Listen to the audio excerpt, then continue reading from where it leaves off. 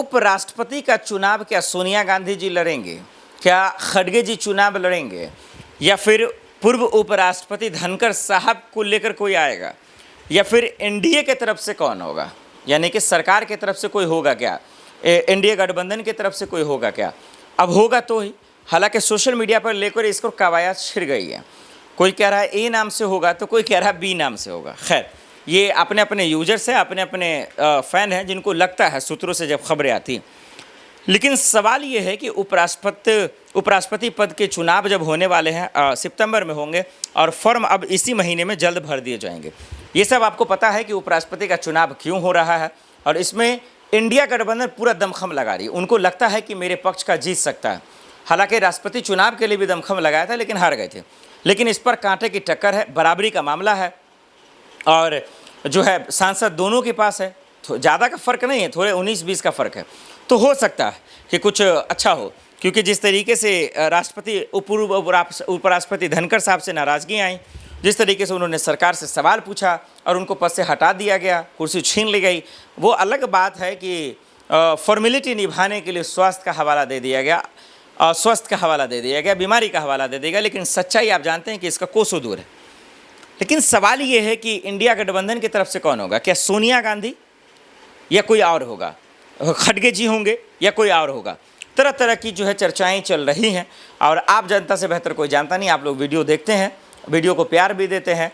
Comment कर आप लोग ज़रूर बताइए कि दरअसल जो है कौन उम्मीदवार होगा, या कौन उम्मीदवार होना चाहिए, या कोई और पार्टी से होगा, टीएमसी की तरफ से होगा, आरजेडी की तरफ से होगा, आम आदमी पार्टी की तरफ से होगा, या समाजवादी पार्टी की तरफ से होगा। कौन हो सकता है, चाचा शिवपाल हो सकते हैं, कौन हो सकता है उपराष्ट्रपति पद के लिए, वो हमें बता सकते हैं आप। और वहीं एनडीए की तरफ आइए तो भदेरी लाइन लगा हुआ भाई, कभी कोई नीतीश कुमार की चर्चा कर रहा था, कभी किसी की चर्चा होती है। तो एनडीए में तो है ही उम्मीदवारों की फहरिस्त है। लेकिन सवाल ये है कि जो भी राष्ट्रपति पद पे बैठेगा, उपराष्ट्रपति के पद पर, चाहे इंडिया गठबंधन की तरफ से या एनडीए गठबंधन की तरफ से, क्या धनखड़ साहब की तरफ जो है ईमानदार रहेगा। पिछले 6 महीने की बात कर रहा हूँ, पहले की नहीं। तो धनखड़ साहब का भी रिकॉर्ड बड़ी गंदा है।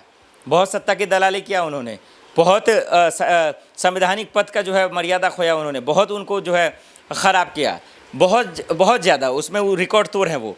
लेकिन पिछले 6 से 1 सालों में उन्होंने जो जवाब दिया ना, सरकार को हिला दिया, उनको बता दिया कि संविधान की ताकत क्या होती है, लोकतंत्र की ताकत क्या होती है। ऐसे ऐसे सवाल पूछे कि सरकार हिल गई, और इसीलिए मजबूरन उनकी कुर्सी छीननी पड़ी। तो धनखड़ साहब जैसा अगर कोई आ जाता है तो मज़ा आ जाएगा दर्शकों। ये जो विधायक, मंत्री, सांसद, सरकार जो तानाशाही करती है ना, मनमाना करती है ना, इनके हवा निकल जाएंगे।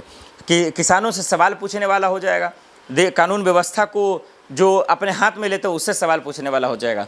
क्योंकि धनखड़ जी ने तो यही तो पूछा था कि भाई क्या किसानों को मुआवजा नहीं मिलेगा, क्या 2 करोड़ नौकरियाँ नहीं मिलेंगी, क्या उनको उनके खाद्य दाम कम नहीं होंगे, क्या फसल का मुआवजा नहीं मिलेगा, क्या उनको एमएसपी नहीं मिलेगा। यही सवाल सीधा सा तो उन्होंने पूछा था। बस यही गुनाह में बदल गया, यही तकलीफ़ हो गई, सरकार को मिर्ची लग गई।